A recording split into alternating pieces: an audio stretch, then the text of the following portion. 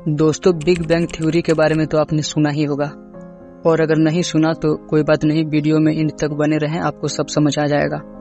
दोस्तों, आज हमसे कोई भी पूछता है कि ये यूनिवर्स कैसे बना, तो हम उसे बिग बैंग थ्योरी के जरिए एक्सप्लेन करके समझाते हैं।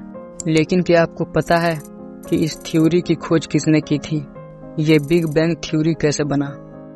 दोस्तों, पहले हम आपको बता दें कि ये एक अकेले साइंटिस्ट की खोज नहीं है, बल्कि कई वैज्ञानिकों की कोलैबोरेशन है, और कई महान वैज्ञानिक इस रहस्य को समझने की कोशिश करते रहे हैं।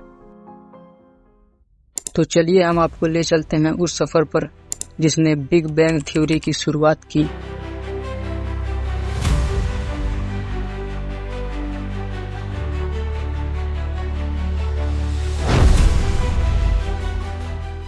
बात है 1927 की।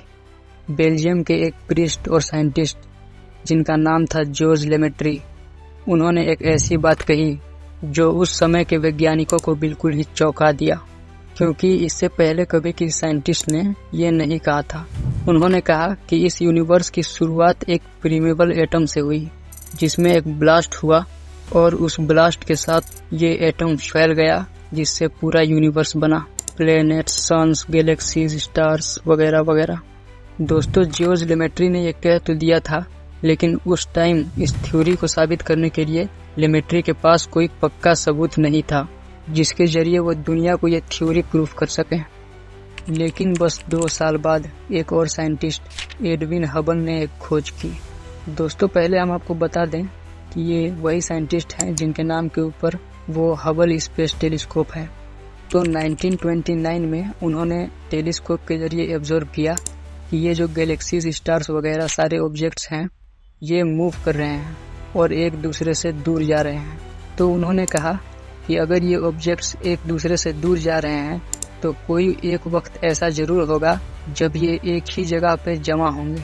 दोस्तों, अगर एक एग्जांपल से समझा जाए तो मान लीजिए कि आपने अपने हाथ में ढेर सारे कंकड़ लिए और फिर उन्हें हवा में फेंका, तो वो सारे कंकड़ तो एक दूसरे से दूर ही जाएंगे ना, लेकिन वो स्टार्ट तो एक कॉमन पॉइंट से ही हुई है। तो उन्होंने कहा कि ये जो यूनिवर्स है ये एक सिंगल पॉइंट से स्टार्ट हुआ होगा, और वो सिंगल पॉइंट ऐसा होगा जिसकी डेंसिटी तो इन्फिनिट होगी लेकिन वॉल्यूम 0। सोचने वाली बात नहीं है। फिर इसके बाद 1940 के दौरान एक रशियन अमेरिकन फिजिसिस्ट जॉर्ज गैमो ने एक इम्पोर्टेंट चीज प्रेडिक्ट की। हम इन्हें रशियन अमेरिकन इसलिए बोल रहे हैं क्योंकि ये रशिया के रहने वाले थे, लेकिन बाद में अपने काम के लिए अमेरिका चले गए थे। तो उन्होंने कहा कि अगर ये बिग बैंग हुआ तो ये एक्सपेंशन एक छोटी सी निशानी जरूर छोड़ गया होगा, एक प्रकाश जो पूरे यूनिवर्स में फैला होगा, यानी कॉस्मिक माइक्रोवेव बैकग्राउंड रेडिएशन, जो आज भी हमारे आसपास मौजूद होगा। जॉर्ज गैमो का कहना था कि अगर ये लाइट मिल जाए तो ये यूनिवर्स के बिग बैंग से शुरू होने का पक्का सबूत होगा। तो दोस्तों, आइए समझते हैं कि ये CMBR यानी कॉस्मिक माइक्रोवेव बैकग्राउंड रेडिएशन है क्या। सोचिए, आपने एक पटाखा जलाया। जब पटाखा फटता है तो जोर का धमाका होता है और उसके साथ तेज रोशनी और गर्मी निकलती है। ये रोशनी और गर्मी धीरे धीरे हर तरफ फैल जाती है। इसी एग्जाम्पल को हम बिग बैंग केस में भी लगा सकते हैं। बिग बैंग एक बहुत बड़ा धमाका था जो 13.8 बिलियन साल पहले हुआ। जब बिग बैंग हुआ तब जबरदस्त गर्मी और रोशनी हर जगह फैल गई, लेकिन जैसे पटाखा फटने के बाद हवा ठंडी हो जाती है, वैसे ये यूनिवर्स भी धीरे धीरे ठंडा होने लगा। यानी धीरे धीरे यूनिवर्स फैलता गया और ठंडा होता गया। और जब यूनिवर्स काफी ठंडा हो गया तो जो तेज रोशनी थी वो कमजोर पड़ गई, और अब वो रोशनी इतनी कमजोर हो चुकी है कि हमें माइक्रोवेव की तरह दिखती है, और इसी रोशनी को हम कॉस्मिक माइक्रोवेव बैकग्राउंड रेडिएशन या CMBR कहते हैं। ये CMBR हर जगह है, यूनिवर्स के हर कोने में। जैसे पटाखे फटने के बाद कुछ समय तक उसकी आवाज रहती है, वैसे ही बिग बैंग के बाद ये रोशनी बच गई। लेकिन एक चीज याद रहे, यहाँ सिर्फ रोशनी थी, आवाज नहीं, क्योंकि आवाज को ट्रेवल करने के लिए हवा, पानी या मेटल चाहिए होता है, और स्पेस में ये मीडियम नहीं होती, इसलिए वहाँ कोई आवाज नहीं होती। लेकिन रोशनी अलग होती है, रोशनी बिना हवा के भी ट्रेवल कर सकती है। तो बिग बैंग से निकली रोशनी अब CMBR बन गई है, जो स्पेस में हर जगह है, और हम इसे सिर्फ स्पेशल टूल्स से ही देख सकते हैं। इस रोशनी को देखने से हमें ये पता चलता है कि हमारा यूनिवर्स कैसे बना। कितना गर्म था और किस तरह धीरे धीरे ठंडा होता गया। दोस्तों, ये CMBR एक टाइम मशीन जैसी है जो हमें बिलियन साल पहले की झलक दिखाती है। तो आई होप CMBR को तो आप लोग समझ ही गए होंगे। तो दोस्तों, जॉर्ज गैमो CMBR की खोज में लग जाते हैं, लेकिन ये CMBR की खोज कोई और वैज्ञानिक करते हैं और ये बताया जाता है कि ये खोज एक्सीडेंटली हुआ था। तो 1965 में एर्नो पेंजियास और रॉबर्ट विल्सन, जो रेडियो एस्ट्रोनॉमर्स थे, ये जब अपने एंटीना के साथ कुछ काम कर रहे थे तब उन्होंने एक अजीब सी नॉइज़ सुनी और ये नॉइज़ हर जगह थी।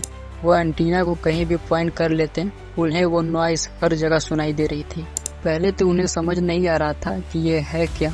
उन्हें लगा कि हो सकता है कि एंटीना में कुछ टेक्निकल प्रॉब्लम्स आ गए हैं, जिसकी वजह से ऐसी नॉइज़ सुनाई दे रही है।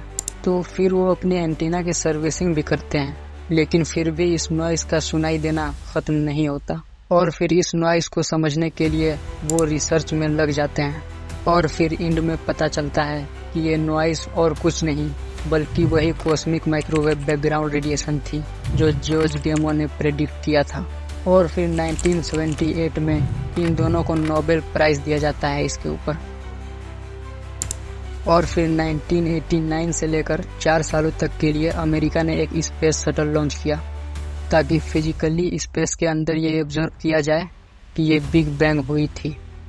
और $160 मिलियन लगा के अमेरिका ने स्पेस शटल लॉन्च की और इस चीज़ को प्रूफ किया गया कि हाँ, बिग बैंग हुई थी। तो दोस्तों, इस तरह से इन सब वैज्ञानिकों ने मिलकर एक थ्योरी बनाई जो हमें बताती है कि इस यूनिवर्स की शुरुआत कैसे हुई।